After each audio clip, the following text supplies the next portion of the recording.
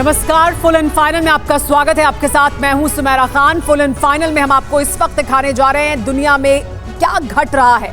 8 बड़ी खबरें दुनिया के अलग अलग कोने से जो बता रही हैं कि अलग अलग जो युद्ध के मैदान है वहां इस समय क्या हो रहा है। तो शुरुआत इस वक्त की एक बड़ी खबर के साथ।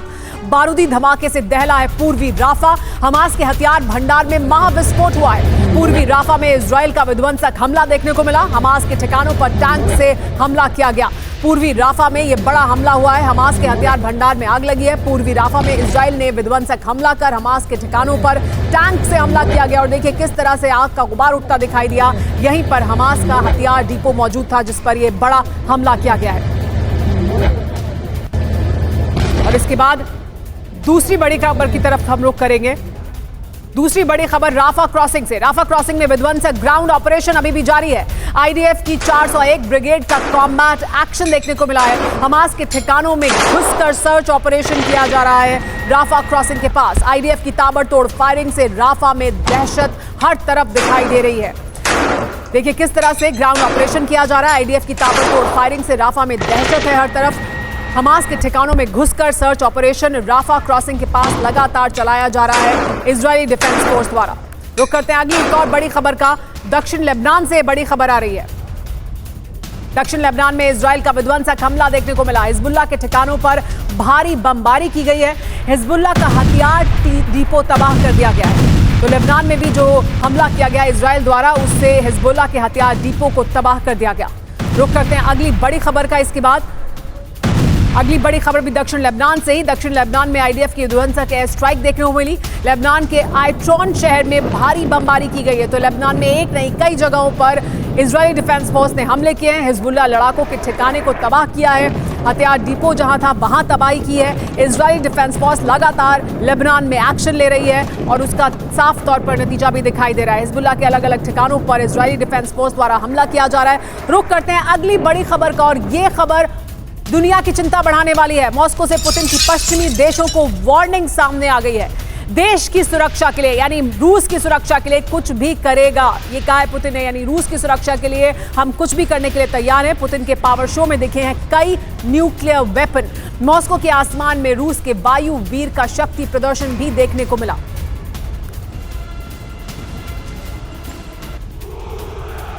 देखिए विक्ट्री डे परेड में रूस ने अपनी ताकत दिखाई है और न सिर्फ ताकत दिखाई है बल्कि ये भी बताया है कि किस तरह से रूस की सुरक्षा को सुनिश्चित करने के लिए किसी भी हद तक जाने के लिए तैयार हैं। मॉस्को में किस तरह का पावर शो था उसमें अपने न्यूक्लियर हथियारों को अभी पावर शो किया गया मॉस्को द्वारा। पुतिन के 9000 जंगबाज दिखाई दिए इस पावर शो में। आसमान में क्या है रूसी पावर वो भी इस विक्ट्री डे परेड के दौरान दुनिया को दिखाई है रूस ने। यूक्रेन विजय का संकल्प एक बार फिर दोहराया गया है। लेकिन सिर्फ यूक्रेन विजय का ही नहीं, इस पावर शो के दौरान इस दुनिया के सामने ताकत को दिखाने के दौरान पुतिन ने पश्चिम को एक बड़ी चेतावनी भी जारी कर दी है। साथ ही यूक्रेनी बेस पर रूस ने बहुत बड़ा हमला किया है। यूक्रेनी ठिकानों पर फैब 3000 बॉम्ब से हमला किया गया है। रूसी फाइटर जेट ने गिराए हैं फैब 3000 बॉम्ब। लगातार इस तरह के बम का इस्तेमाल कर रहा है यूक्रेन में बड़े हमले करने के लिए रूस। तो जहां एक तरफ विक्ट्री डे परेड हो रही थी वहीं दूसरी तरफ रूस ने यूक्रेन में बड़ा हमला किया जिसके लिए फैब 3000 बॉम्ब का इस्तेमाल किया। फैब 500, फैब 1500 इस तरह के बम का पहले भी इस्तेमाल हो चुका है लेकिन अब फैब 3000 बॉम्ब का इस्तेमाल किया। रूसी फाइटर जेट ने यह बॉम्ब गिराया यूक्रेन में। बड़ा हमला यूक्रेन की धरती पर। एक तरफ विक्ट्री डे परेड में अपनी ताकत दिखाई है दुनिया को रूस ने, तो दूसरी तरफ यूक्रेन में विध्वंसक हमला किया है। फाइटर जेट से गिराया गया फैब 3000 बॉम्ब। इसके बाद अगली बड़ी खबर का रुख करते हैं। अगली बड़ी खबर रूसी सेना के काफिले पर किस तरह से यूक्रेन ने हमला किया है। यानी रूस हमलावर है तो यूक्रेन भी पीछे हटने के लिए तैयार नहीं है। रूसी सेना के काफिले पर यूक्रेन ने बड़ा हमला किया है। यूक्रेनी हमले में रूसी सेना की बस तबाह हो गई है। हमले में 32 लोगों के मारे जाने की खबर है।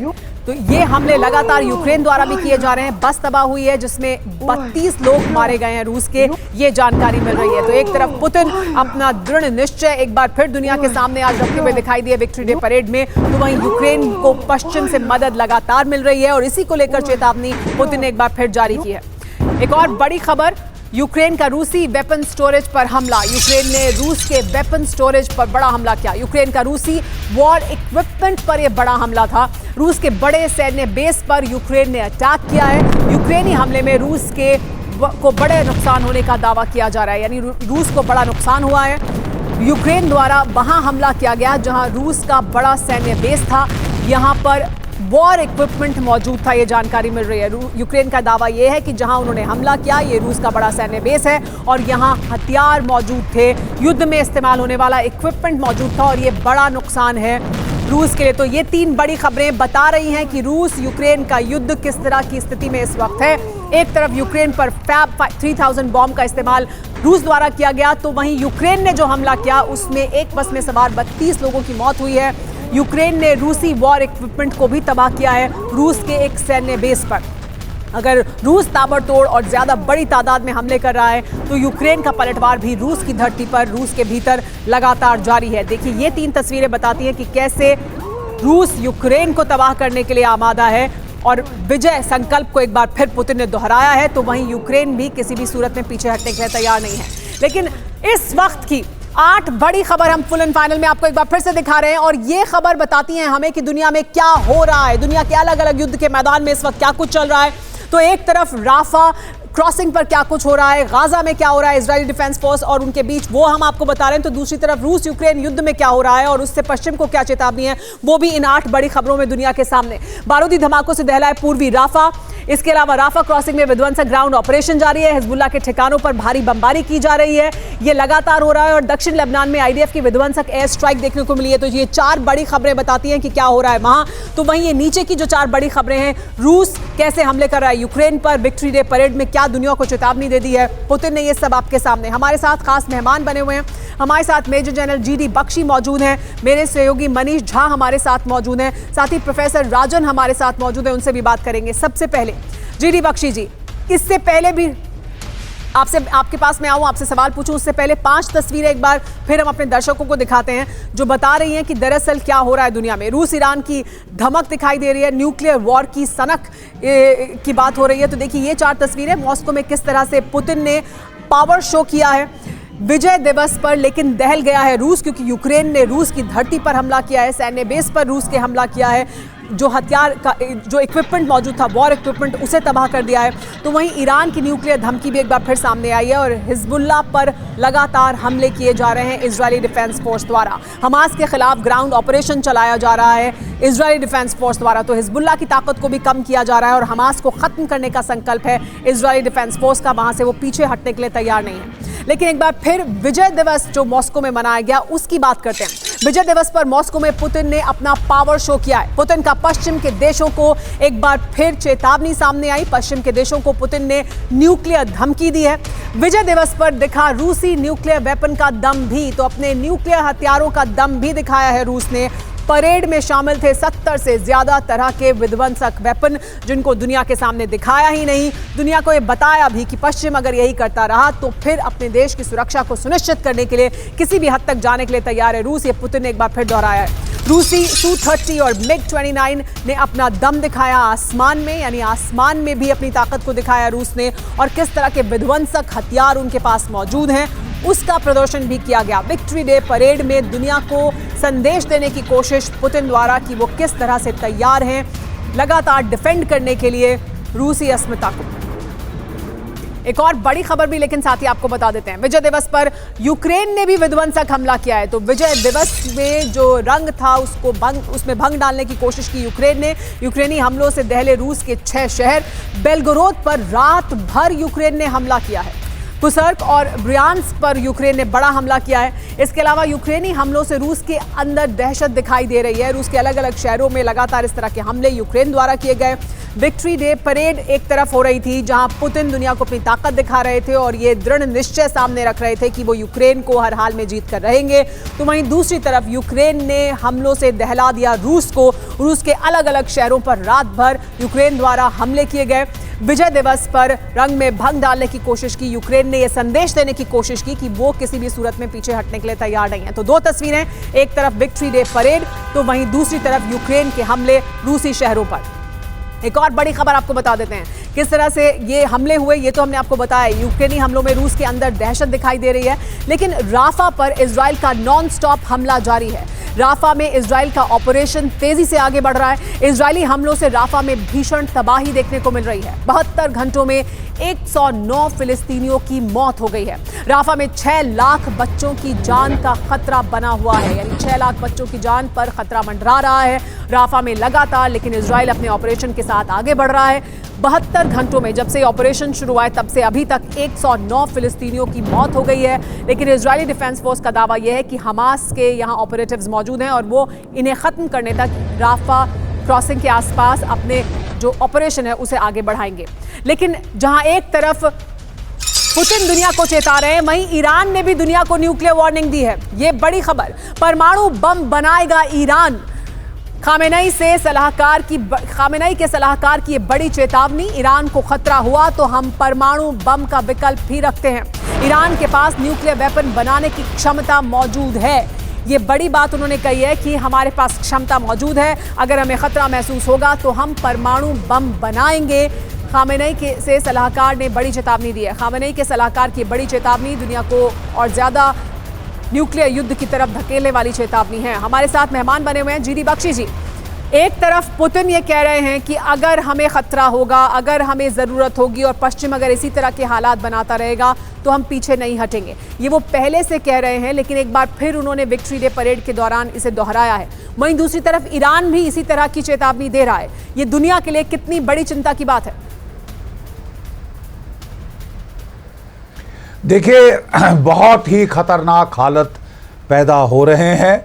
फ्रांस बात कर रहा है, पोलैंड और कुछ और छोटे मोटे देश, एस्टोनिया वगैरह बात कर रहे हैं कि अगर रूस बड़ा हमला करता है, और जो निर्णायक हमले की बातचीत लगातार हो रही है, तो वो लोग बूट्स ऑन द ग्राउंड डालेंगे यूक्रेन में।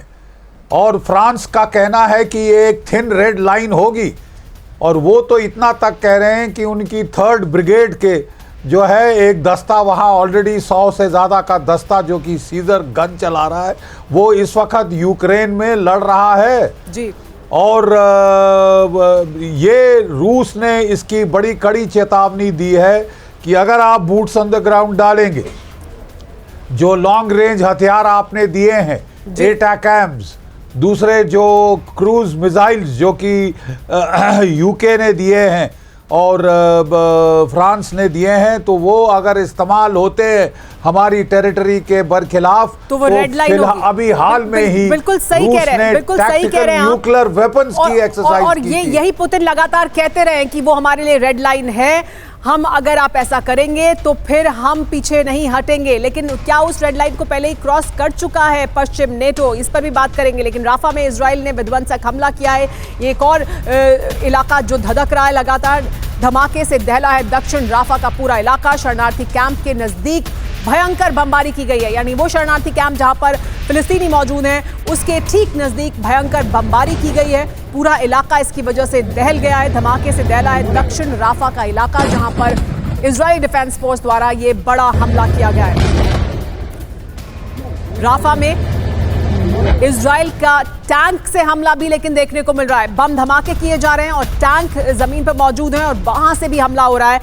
टेंट कैंप पर टैंक से भयंकर गोलाबारी की जा रही है। टेंट में रखे विस्फोटक में धमाका हुआ। टेंट में जो विस्फोटक मौजूद है ऐसी जानकारी मिल रही है। इजरायली डिफेंस फोर्स का दावा है कि टेंट में विस्फोटक रखा था और इस वजह से धमाका हुआ है। लेकिन टेंट कैंप पर टैंक से भयंकर गोलाबारी की जा रही है। टैंक मौजूद है वहां जहां पर राफा में फिलिस्तीनी मौजूद हैं। टेंट सिटी क्योंकि ये बन गई थी राफा क्रॉसिंग के पास, और यहाँ पर अब टैंकों द्वारा हमला किया जा रहा है, गोलीबारी की जा रही है। देखिए ये तस्वीरें सामने आई हैं जहां दिख रहा है कि किस तरह से ये हमले किए जा रहे हैं। आगे बढ़ते हैं, एक और बड़ी खबर आपको दिखाते हैं। लेकिन आगे बढ़े उससे पहले आपको 2 तस्वीरें दिखाते हैं कि किस तरह के हालात बने हुए हैं। तो देखिए राफा में किस तरह के हालात हैं, वो ये 2 तस्वीरें बयां कर रही हैं। एक तरफ हमले हो रहे हैं लगातार इजरायली डिफेंस फोर्स द्वारा, टैंक से हमले किए जा रहे हैं, गोलाबारी हो रही है। तो वहीं जहां पर हथियार मौजूद थे, ये दावा है इजराइल का, वहां पर भी उन्होंने हमला किया और वहां हमला कर कर हमास को नुकसान पहुंचाने की कोशिश की है। हमास को खत्म करना ही इजरायली डिफेंस फोर्स का एकमात्र उद्देश्य है, ये इजराइल का दावा है और वही वो कर रहा है राफा क्रॉसिंग के पास भी।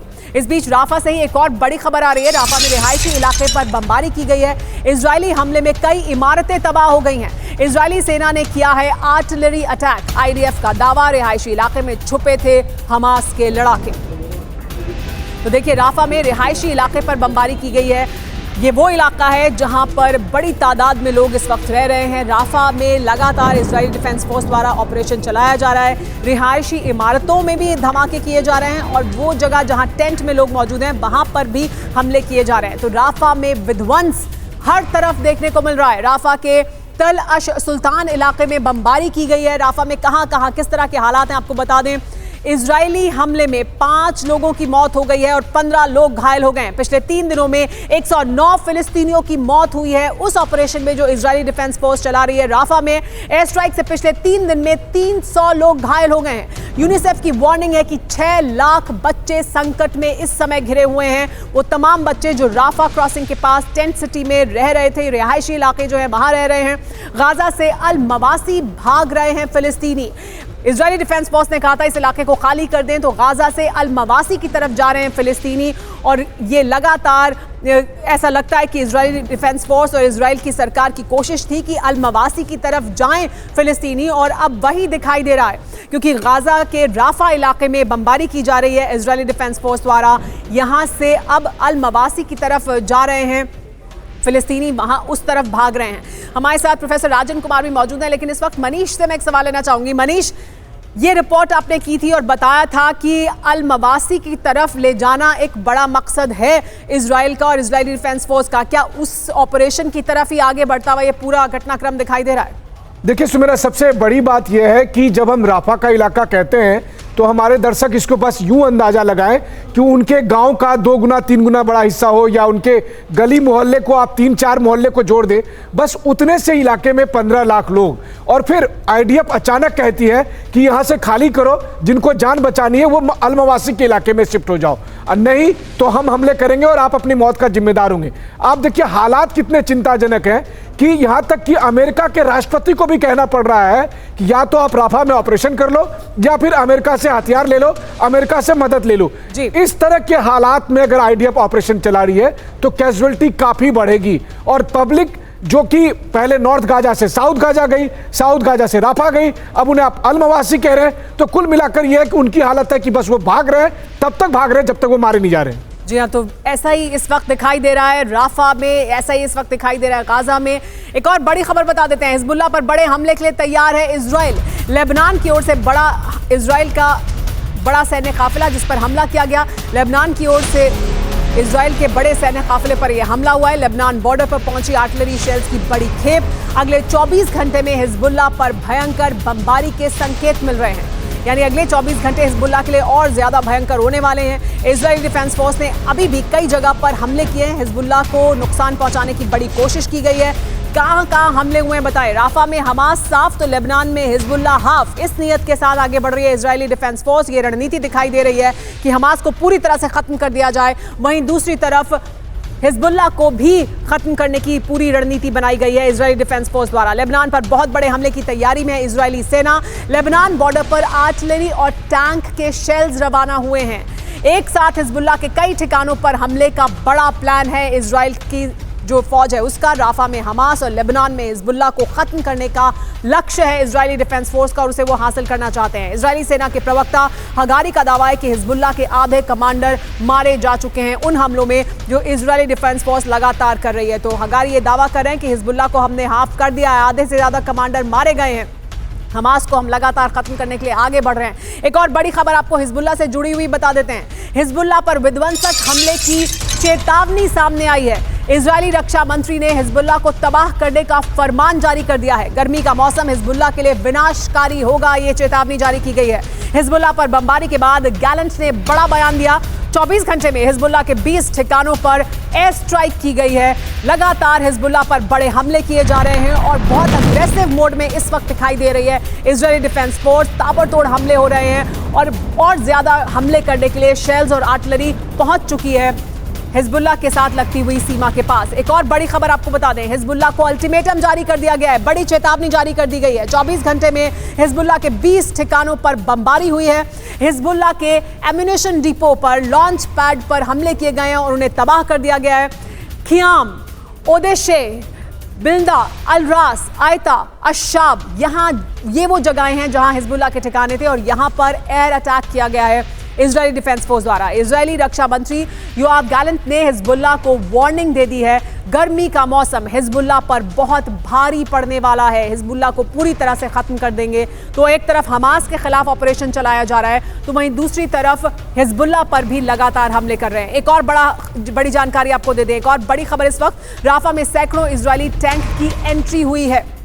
बुलडोजर के साथ इजरायली डिफेंस फोर्स का ग्राउंड ऑपरेशन देखिए किस तरह से आगे बढ़ रहा है। और ये तस्वीरें देखिए जिसमें आपको साफ तौर पर टैंक एंटर करते हुए दिखाई दे रहे हैं। इजरायली डिफेंस फोर्स ने जारी किया है ये वीडियो। राफा के बड़े इलाके में कब्जे का दावा किया गया है। टैंक बड़ी तादाद में एंटर कर चुके हैं राफा के इलाके में। और देखिए ये वीडियो जारी किया गया है बताने के लिए कि किस तरह से इस बड़े इलाके पर हमने अपना कब्जा कर लिया है। टैंक यहाँ पर जमीन पर मौजूद हैं, एयर सपोर्ट उन्हें मिल रही है, लगातार वहां से भी हमले किए जा रहे हैं। तो दो तस्वीरें बताने के लिए काफी है कि किस तरह से एक तरफ हिजबुल्लाह पर हमले करने के लिए हिजबुल्लाह से लगती हुई सीमा पर शेल्स और आर्टिलरी पहुंच रही है, तो वहीं दूसरी तरफ राफा में टैंक पहुंचे हैं और राफा के एक बड़े इलाके पर कब्जा कर लिया है इजरायली डिफेंस फोर्स ने। तो दो तरफा एक्शन इजरायली डिफेंस फोर्स का, एक तरफ हिजबुल्लाह पर तो दूसरी तरफ हमास के खिलाफ राफा क्रॉसिंग के आसपास। हमारे साथ प्रोफेसर राजन कुमार मौजूद हैं। प्रोफेसर, ये इजरायली डिफेंस फोर्स का बड़ा प्लान साफ तौर पर दिखाई दे रहा है। इसको लेकर वो कहते रहे कि हिजबुल्लाह को भी खत्म करने के लिए इस वक्त बहुत अग्रेसिव मोड में दिखाई दे रही है इजरायली डिफेंस फोर्स। तो वहीं दूसरी तरफ हमास के खिलाफ राफा में वो अमेरिका की नाराजगी के बावजूद एक्शन को आगे बढ़ा रहे हैं। तो क्या पूरी तरह से अब तेजी से इस ऑपरेशन को आगे बढ़ाकर खत्म करना चाहते हैं? दरअसल किस तरफ जा रहा है ये पूरा ऑपरेशन, क्योंकि इजराइल को रोकने की कोशिश अमेरिका की काम नहीं कर रही है। देखिए मेरा इजराइल जिस स्ट्रेटजी पे काम कर रहा है उस पर इजराइल का सक्सेसफुल होना बहुत ही मुश्किल है, क्योंकि उसका सबसे प्रमुख कारण है कि इजराइल भले ही क्लेम करे कि वो हमास को ख़त्म कर रहा है या हमास को ख़त्म कर देगा राफा के बाद, और इसी स्ट्रेटजी के कारण उसने वो जस्टिफाई भी करने की कोशिश कर रहा है। लेकिन सच्चाई यह है कि हमास ऐसा फोर्स है कि कई देशों में वो छुपे हुए हैं, कई देशों में उनके टेंटिकल्स हैं। तो वैसी स्थिति में मुझे तो बिल्कुल भी नहीं लगता है कि वो हमास को कंट्रोल कर पाएंगे, और अगर कर पाते तो अभी तक इतने दिनों के बाद काफी कंट्रोल कर सकते थे। लेकिन ऐसा ये हकीकत तो इजराइल भी जानता है। तो फिर ऑब्जेक्टिव क्या है? दरअसल पूरी तरह से यहाँ से जो हथियार हैं उन्हें खत्म कर इसे अपने कंट्रोल में ले लेना। जी देखिए, मेरे हिसाब से वहाँ की जो हार्डकोर राइट विंग गवर्नमेंट है वो वहाँ पे बताना चाहती है वो हर हाल में जितना भी एरिया है, जो भी पॉसिबिलिटी हमास के कुछ भी हो सकता है कि कुछ लोग वहाँ पे होंगे और जरूर होंगे, तो वहाँ दिखाना चाहता है इजराइल अपनी जनता को, खासकर नेतन्याहू, कि हम किसी भी डर से नहीं रुकेंगे, चाहे वो अमेरिका ही उस पर क्यों दबाव देने की कोशिश ना करे। और ऐसा बिन्यामिन कह भी चुके हैं, साफ तौर पर कहा था अगर कोई नहीं खड़ा होगा तो हम अकेले खड़े रहेंगे, लेकिन हम जिस उद्देश्य के साथ आगे बढ़ रहे हैं उसको हम आगे बढ़ाएंगे। एक और बड़ी खबर बता देते हैं, इजराइल के हमले से रक्त रंजित गाजा दिखाई दे रहा है। गाजा में अब तक 15,000 बच्चों की मौत हो गई है। गाजा में 17,000 बच्चे अनाथ हो गए हैं। बमबारी के अलावा कुपोषण से मर रहे हैं बच्चे। अब तक करीब 35,000 लोगों की मौत हुई है। गाजा के गवर्नमेंट मीडिया ऑफिस ने यह दावा किया है, बताया है कि किस तरह से बच्चों के खिलाफ ये ऑपरेशन काम कर रहा है, किस तरह से बच्चे इससे सबसे ज्यादा प्रभावित हैं। आपको बता दें कि कैसा है ये ऑपरेशन रक्त रंजित गाजा। क्यों कहा जा रहा है इस ऑपरेशन को? क्योंकि अब तक जो मौत हुई है वो 34,844 लोगों की है। जो घायल हुए हैं वो 78,404 हैं जो घायल हो चुके हैं लोग। बच्चों की मौत हुई है 15,002 बच्चे हैं जिनकी मौत हुई है। 17,000 बच्चे अनाथ हो गए हैं और 19.55 लाख लोग बेघर हो चुके हैं। अभी भी वो अपने सर पर छत तलाशने के लिए, अब छत भी नहीं है, अपने आप को बचाने के लिए गोला बारूद से एक जगह से दूसरी जगह भाग रहे हैं। एक और बड़ी खबर लेकिन बता दें आपको कि बाइडेन ने नेतन्याहू को सीधी चेतावनी दी है। इजराइल को नहीं मिलेंगे अमेरिकी हथियार। राफा पर हमले में अमेरिका उनके साथ नहीं है, ये साफ कर दिया है बाइडेन ने। अमेरिकी मदद रोकने पर बाइडेन का पहला बयान सामने आया है। अमेरिका ने रोकी है 2,000 पाउंड के बॉम्ब की शिपमेंट और अब साफ तौर पर कह दिया गया है कि राफा पर जो हमले हो रहे हैं उसमें अमेरिका इजराइल के साथ नहीं है। एक और बड़ी खबर, कैसे नेतन्याहू को यह वार्निंग दी जा रही है अमेरिका द्वारा। अमेरिका ये संदेश साफ तौर पर देना चाहता है कि इस मुद्दे पर वो साथ नहीं है राफा में जो हमले किए जा रहे हैं इजराइल द्वारा। अमेरिका के राष्ट्रपति जो बाइडेन ने नेतन्याहू को सीधी चेतावनी दे दी है। जो बाइडेन ने इजराइल को हथियार देने से साफ मना कर दिया है। राफा पर इजरायली ग्राउंड ऑपरेशन से नाराज हैं जो बाइडेन। बाइडेन के बयान से 24 घंटे पहले अमेरिका ने सैन्य शिपमेंट को रोका था। अमेरिका से इजराइल को 2000 और 500 पाउंड के बॉम्ब मिलने थे और इस शिपमेंट को रोका गया है, यानी एक संदेश देने की कोशिश अमेरिका द्वारा की गई है। इजरायली हमले पर बाइडेन ने रेड लाइन खींच दी है, बता दिया है कि ये रेड लाइन है, राफा पर हमले ना किए जाएं। इजराइल ने पार नहीं किया खतरे का निशान। जो बाइडेन का इजरायली बमबारी पर यह बयान सामने आया कि अभी इजराइल ने पार नहीं किया है खतरे का निशान, हम इजराइल की सुरक्षा से पीछे नहीं हटेंगे। ये भी कहा है बाइडेन ने, हम पीछे नहीं हटे हैं, हम सुरक्षा को सुनिश्चित करते रहेंगे। लेकिन राफा में जो हमले हो रहे हैं उसके साथ अमेरिका नहीं दिखाई दे रहा है। बाइडेन की रेड लाइन क्या है? बाइडेन ने एक रेड लाइन खींच दी है, यानी अमेरिका कहां तक साथ है और कहां आगे वो समर्थन नहीं करता। ये कोशिश की है अमेरिका ने बताने की। जो बाइडेन ने राफा में इजरायली हमले पर बयान दिया। बाइडेन ने इजरायली हमले को रेड लाइन की सीमा में माना है कि जो अभी तक हो रहा है ऑपरेशन वो रेड लाइन की सीमा के भीतर ही है, यानी रेड लाइन की सीमा अभी तक क्रॉस नहीं की है। अभी तक इजराइल ने रेड लाइन पार नहीं की है। घनी आबादी वाले इलाके में इजरायली हमले के साथ हम नहीं हैं, लेकिन ये भी उन्होंने कहा, यानी जहां जो राफा का इलाका है, जो बहुत घना इलाका है, जहां पर बहुत घनी आबादी है, बहुत छोटे से इलाके में लाखों की संख्या में लोग रह रहे हैं, वहां पर जो हमले हो रहे हैं उसके साथ अमेरिका नहीं है। ये जो बाइडेन ने साफ किया है। लेकिन बाइडेन के रेड लाइन का मतलब क्या है, ये बड़ा सवाल है जो फुल एंड फाइनल में हम पूछ रहे हैं। बाइडेन की रेड लाइन का मतलब क्या है? राफा पर बमबारी को कैसे रोकेंगे बाइडेन? क्या बाइडेन नेतन्याहू के खिलाफ एक्शन लेंगे? क्या अमेरिका में हो रहे प्रदर्शन से बाइडेन घबरा गए हैं? किस वजह से इस तरह के बयान दिए जा रहे हैं? हमारे साथ जीडी बख्शी जी बने हुए हैं। जीडी बख्शी जी, अमेरिका ने जो ये शिपमेंट रोकी है, क्या वो दरअसल एक संदेश भी है? क्योंकि अमेरिका की रोकने की कोशिश काम नहीं कर रही है इजराइल के साथ कि वो राफा में अटैक ना करें। इजराइल ने उनकी तमाम वार्निंग्स के बावजूद इस ऑपरेशन को आगे बढ़ाया। तो दरअसल क्या ये संदेश ज्यादा है अमेरिका की तरफ से?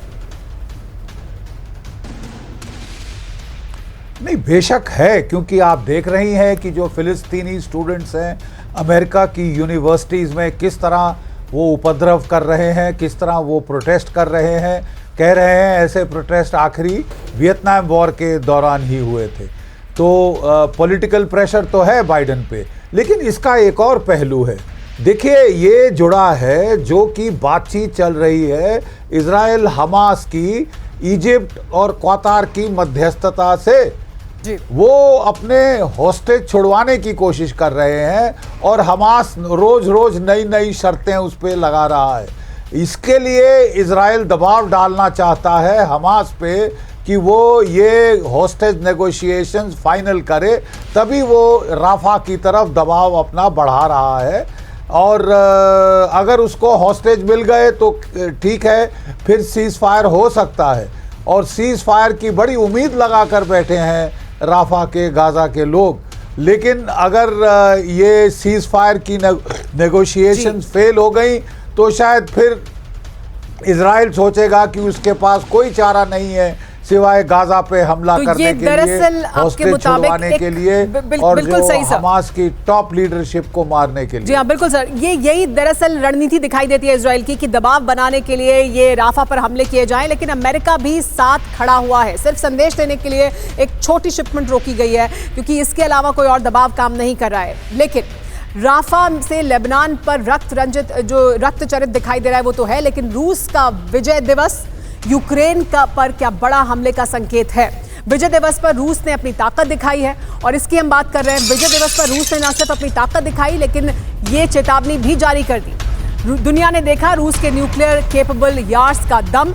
अमेरिका तक न्यूक्लियर अटैक करने में सक्षम है यार्स, और वो दम आज दिखाया है विजय दिवस पर। विजय दिवस में शामिल न्यूक्लियर मिसाइल इस्कंदर भी दिखाई दी।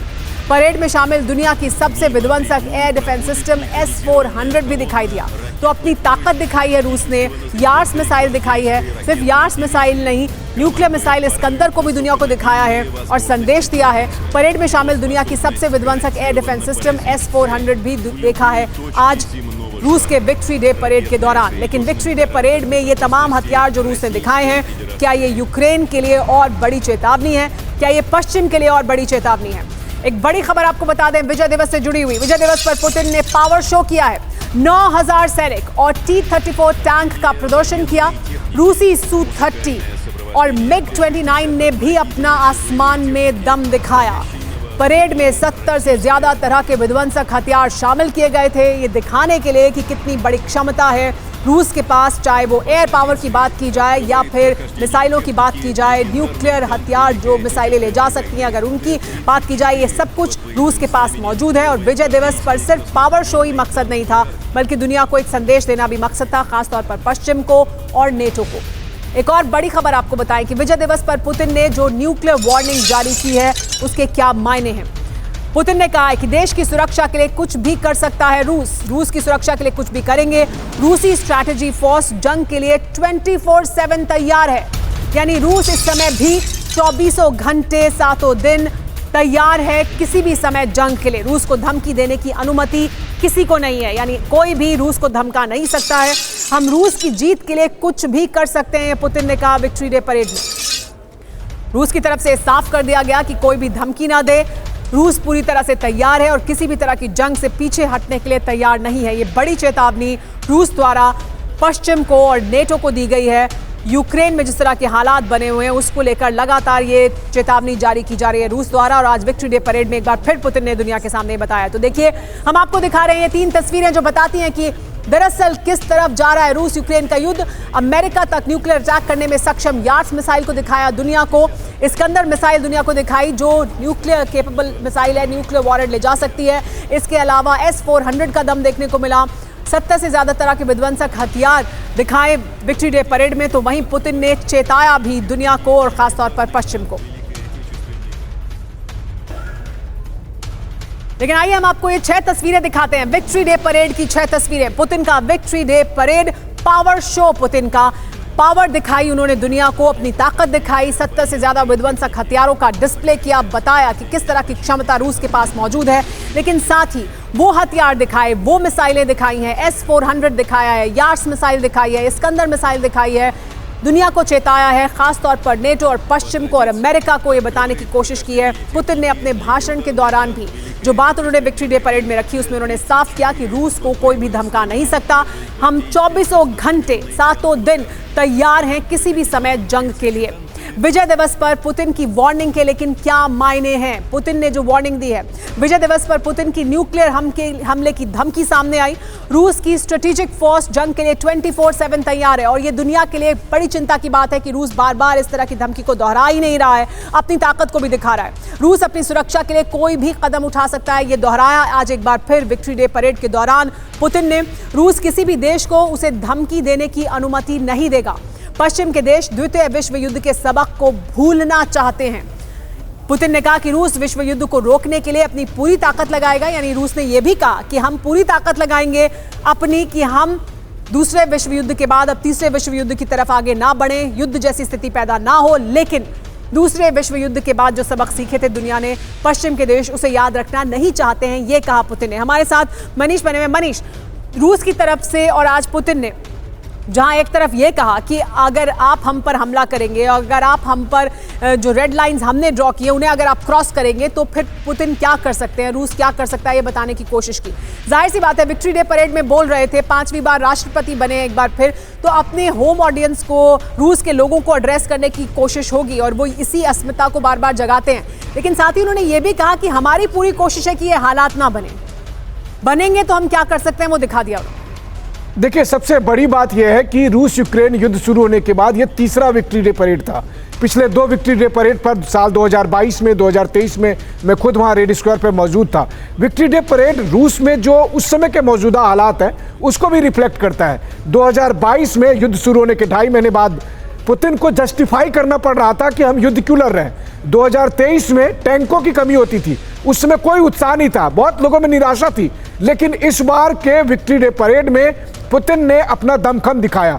पुतिन ने जहां पूरी दुनिया को यह संदेश, केवल होम ऑडियंस को नहीं, पूरी दुनिया को उन्होंने एड्रेस करने की कोशिश की कि देखिए रूस के सामने चुनौती क्या है, रूस के लिए खतरा क्या है, और ऐसी स्थिति में हम चाहते हैं कि वैश्विक संघर्ष ना हो, हम पूरी ताकत लगाएंगे, लेकिन इसके बाद भी रूस पर हम आंच नहीं आने देंगे। वहीं आप ये देखिए कि आज के विक्ट्री डे परेड में जो लोग अभी जंग में हैं उनमें से 1000 सैनिकों को इस विक्ट्री डे परेड में लाया गया था। इसके अलावा जिन लोगों को मेडल मिले हुए हैं इस युद्ध के दौरान, उन सबको वहां पर लाया गया था। तो वो अपनी पब्लिक को यह बताना चाह रहे थे कि बीते 30 साल में अब रूस काफी आश्वस्त है, मजबूत है और अब आगे बढ़कर सभी तरह की चुनौतियों का सामना कर सकता है। रूस उन तमाम सैनिकों को लेकर आ रहा है युद्ध के मैदान से, लेकिन यहाँ विक्ट्री डे परेड जारी थी तो वहीं दूसरी तरफ यूक्रेन द्वारा हमले भी चल रहे थे। रूसी सेना पर यूक्रेन ने विध्वंसक हमला किया। हमले में तबाह हुआ रशियन टैंक, वो टैंक जिनकी ताकत दिखा रहे थे विक्ट्री डे परेड में पुतिन, उस तरह के टैंक को तबाह किया यूक्रेन ने। रूसी टैंक पर पिन पॉइंट अटैक किया गया। ड्रोन अटैक में पूरी तरह जल गया रशियन टैंक। इसके अलावा सिर्फ यही हमला नहीं हुआ, लगातार हमले किए गए हैं। विक्ट्री डे परेड का रंग फीका करने की कोशिश की गई यूक्रेन द्वारा। पुतिन के टैंक को किस तरह से तबाह किया ड्रोन हमले में, देखिए तस्वीरें। इसके अलावा सिर्फ यही नहीं, रूस के क्रास्नोदर में भी यूक्रेन ने बड़ा हमला किया है। बड़ी खबर, ऑयल डिपो पर विध्वंसक ड्रोन अटैक किया गया। यूरोप का ऑयल डिपो में लगी भीषण आग इस हमले की वजह से। ड्रोन हमले में कई ऑयल टैंक तबाह हो गए। रूस ने 6 ड्रोन मार गिराने का दावा भी किया। रूस ने 6 ड्रोन मार गिराए हैं, लेकिन जिस ड्रोन से यह हमला किया गया उसके जरिए ऑयल डिपो को तबाह कर दिया गया। आग लगती दिखाई दी गई। ये क्रास्नोदर की तस्वीरें हैं। तो एक तरफ टैंक को तबाह कर दिया गया तो दूसरी तरफ क्रास्नोदर में ऑयल डिपो को ही नष्ट कर दिया गया ड्रोन हमले में। हालांकि रूस ने दावा किया कि हमने 6 ड्रोन मार गिराए हैं। सिर्फ इन 2 जगहों पर नहीं, रूस के कुसर्क इलाके में भी विनाशकारी हमला किया गया। डब्रोविंस्की में 3 मंजिला इमारत में आग लग गई। यूक्रेन से ड्रोन अटैक की आशंका जाहिर की गई। रूसी एयर डिफेंस ने 3 ड्रोन यहां भी मार गिराए। आग बुझाने में लगे 20 से ज्यादा फायर फाइटर्स। देखिए ये तस्वीरें डब्रोविंस्की की, यहां पर भी हमला किया गया। यूक्रेन ने ड्रोन से अटैक किया गया। यूक्रेन के 3 ड्रोन मार गिराए रूस ने। 20 से ज्यादा फायर फाइटर्स ने आग बुझाने की कोशिश की। ये 3 तस्वीरें दिखाती हैं कि कैसे यूक्रेन ने रूस के भीतर, यूक्रेन के रूस के अलग अलग इलाकों में यूक्रेन ने हमले किए हैं। रूसी टैंक पर ड्रोन द्वारा हमला किया गया। ड्रोन हमले में कई ऑयल टैंक तबाह हुए हैं। एक और हमला, और रूस के कुसर्क इलाके में भी विनाशकारी हमला किया गया। सिर्फ यही नहीं, अलग अलग जगहों पर हमले किए गए। बेलगोरेद में भी यूक्रेन ने प्रचंड हमला किया है। देखिए यूक्रेन में भी, बेलगोरोद में भी हमला किया गया। रशियन विक्ट्री डे पर किया ये विध्वंसक हमला। कई इंफ्रास्ट्रक्चर इमारतों को टारगेट किया गया। Check made RM-70 vampire MLRS से ये हमला किया यूक्रेन ने। एयर डिफेंस ने कई ड्रोन्स को भी तबाह किया।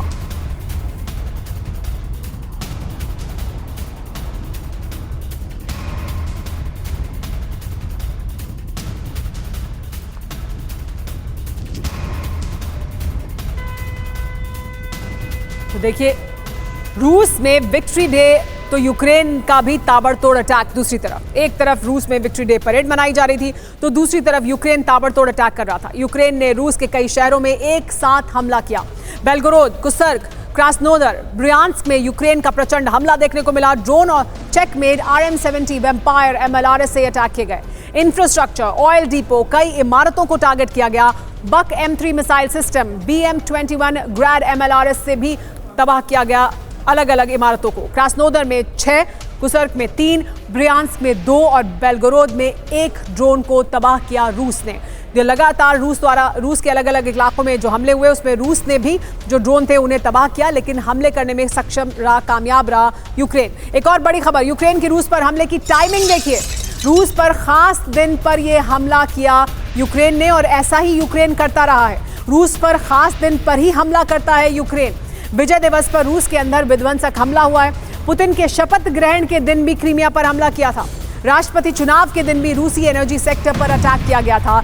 तो वो खास दिन तब जबकि पुतिन दुनिया को अपनी ताकत दिखाने की कोशिश करते हैं, उस दिन खास तौर पर यूक्रेन की स्ट्रैटेजी है कि वो अटैक करते हैं। कैसे, देखिए रूस में विजय दिवस हो रहा था, विक्ट्री डे परेड मनाई जा रही थी, तो कैसे बेलगोरोद, कुसर्क, क्रास्नोदर और ब्रियांस्क में हमले किए जा रहे थे। टाइमिंग चुनी गई थी। पुतिन का जब शपथ ग्रहण था तो यूक्रेन ने क्रीमिया पर हमला किया था। इसके अलावा रूस में जब राष्ट्रपति चुनाव हो रहा था, चुने जा रहे थे पुतिन 5वीं बार, तब रूस के एनर्जी सेक्टर पर यूक्रेन ने हमला किया था। तो खास तौर पर वो खास दिन जो अहमियत रखते हैं पुतिन के लिए, उस दिन खास तौर पर हमला करता है। हमारे साथ राजन जी बने हुए हैं। राजन जी, बहुत बड़े हमले यूक्रेन, रूस जितने बड़े अब हमले ना भी कर पाए तो वो खास दिन पर जब हमला करता है तो एक अलग तरह की मैसेजिंग है कि देखिए अगर आप अपनी ताकत दिखा रहे हैं तो हम भी पीछे नहीं हैं। देखिए यूक्रेन की जो क्षमता है अभी उसमें काफ़ी अभी जब से उनको $61 बिलियन मिला अमेरिका से, और एटैम्प्ट्स मिले हैं, और जिस ढंग का स्टेटमेंट मैक्रो का आया है कि वो नेटो फ्रेंच फोर्सेस को भेजा जा सकता है अगर जरूरत पड़े तो इससे जो उनका मनोबल है वो काफी बढ़ा है। और आप जानते हैं कि विक्ट्री डे वहाँ पे सबसे इम्पोर्टेंट डे माना जाता है रूस में, रूस के स्टेट के लिए, क्योंकि इसी दिन वर्ल्ड वॉर II में उन्होंने हिटलर को हराया था, और रूस के बिना ये जीत नहीं हो पाती, हिटलर को हराना असंभव था। और वहाँ का जो राष्ट्रवाद है पूरी तरह से विक्ट्री डे पे, जैसे हम अपने फ्रीडम स्ट्रगल को बोलते हैं, उसी ढंग से रूस उससे रिलेट करता है, तो उनके लिए बहुत ही इंपॉर्टेंट है। हालांकि यह अलग बात है कि यूक्रेन भी जब विक्ट्री डे की बात हो रही थी 1945 में, तो यूक्रेन भी रूस के ही साथ था, यानी कि सोवियत यूनियन के साथ था। कुछ यूक्रेनी जरूर थे जो कि हिटलर को सपोर्ट करते थे, लेकिन ज्यादातर यूक्रेनी जनता सोवियत यूनियन के साथ थी। तो वो बहुत ही इंपॉर्टेंट इवेंट है रूस के लिए, और यूक्रेन इस चीज को जानता है कि पुतिन के लिए आज के समय में यह बहुत ही महत्वपूर्ण है, क्योंकि पुतिन दिखाने की कोशिश करेंगे पश्चिमी देशों को खासकर कि उनको हराना नामुमकिन है। तो वैसे में अगर ये हमला करके कुछ इंपॉर्टेंट जो जगह है वहां पे अगर हमला कर पाते हैं सक्सेसफुली, तो एक तरह से पश्चिमी देशों को संकेत देने की कोशिश है कि यूक्रेन में क्षमता बरकरार है। और यूक्रेन अपनी वो क्षमता दिखाना चाहता है, उसे वो ताकत नेटो और पश्चिम के देशों से, अमेरिका से मिल रही है। आप सबका बहुत बहुत शुक्रिया हमारे साथ जुड़ने के लिए।